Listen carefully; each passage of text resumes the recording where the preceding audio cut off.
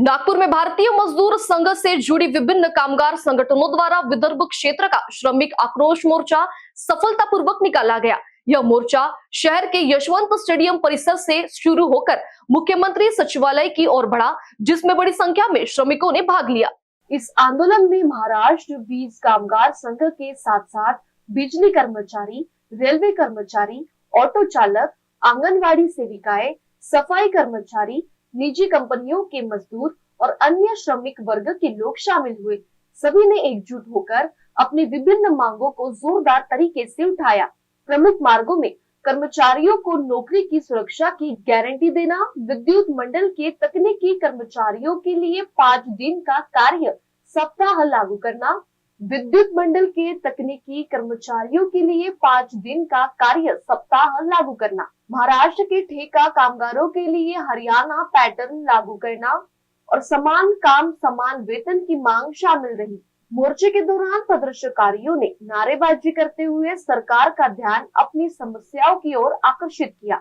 इस दौरान मज्जिद सिंह राठौड़ और अभिजीत माहुलकर ने भी आंदोलन को लेकर अपनी प्रतिक्रिया दी और सरकार से जल्द मांगे पूरी करने की अपील की। नक्कीच हा मोर्चा भारतीय मजदूर संघाशी संलग्नित असलेले महाराष्ट्र वीज कंत्राटी कामगार संघ देखील यामध्ये समाविष्ट आहे।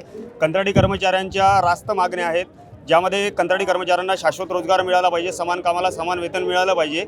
या ठिकाणावरून धडक हजारोच्या संख्येमध्ये हा मोर्चा मुख्यमंत्री सचिवालय हैदराबाद हाऊस या ठिकाणी जाणार आहे आणि कामगारांचा यामध्ये तीव्र नाराजी देखील आहे, कारण की कंत्राटी कर्मचाऱ्यांच्या ज्या समस्या आहेत, देवेंद्र फडणवीस साहेब मुख्यमंत्री ऊर्जा मंत्री असताना देखील त्यांनी दिलेल्या निर्देशाचे पालन प्रशासकीय अधिकारी करत नाहीत, प्रशासकीय अधिकारी करत नाहीत।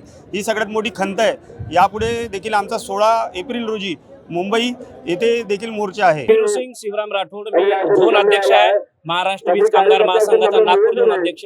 आमची मागणी रास्त मागणी आहे। गेल्या ऑक्टोबर नोव्हेंबर पासून सुद्धा आम्ही धरणे आंदोलन आमचं सुरूच आहे।